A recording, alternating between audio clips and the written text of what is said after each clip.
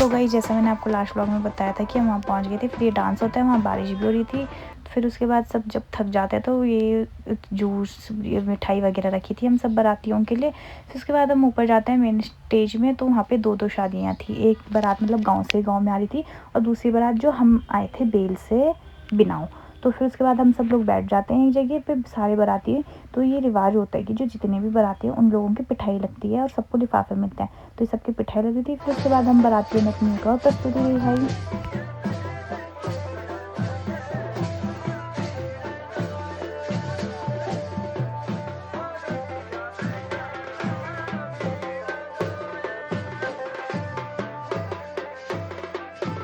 फिर गाइस हमें भूख लग रही थी, हम खाना खाने जा रहे थे, और हम खाना खाने गए। वहाँ इतनी बारिश, इतना हवा चल रही थी। यहाँ हो रही है बारिश, और मुझे अभी अपने मामा कोट जाना है। यहाँ से, यहीं से थोड़ा सा दूर है मेरा मामा कोट, 5 मिनट का रास्ता है, और बारिश हो रही है।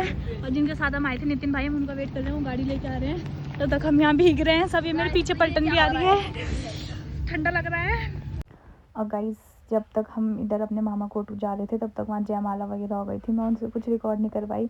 हम गलत टाइम पे इधर वाले रास्ते पे लग गए। गाइस तो ये यहाँ पे मेरी मामी, नानी, बूढ़ी लोग हैं, मौसी लोग हैं जो अभी रोटियां बना रहे हैं। ये मेरी नानी है, ये मेरी मामी है, वो बूढ़ी है, ये बूढ़ी है, ये मौसी है, और ये भी मेरी बूढ़ी है।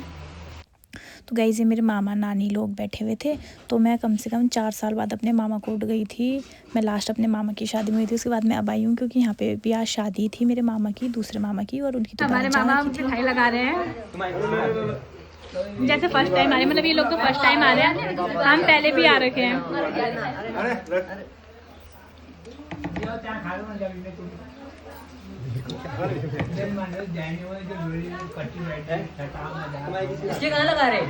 गाइस मैं तो बेशरम हूँ, मैं तो ले लूंगी चाहे मैं कितनी बार क्यों ना हूँ। फिर गाइस मैं वहाँ से चली जाती हूँ शादी वाले घर में अपनी नानी को मिलने, क्योंकि जो मेरे मामा है वो तो अपनी बारात में जा रखे थे।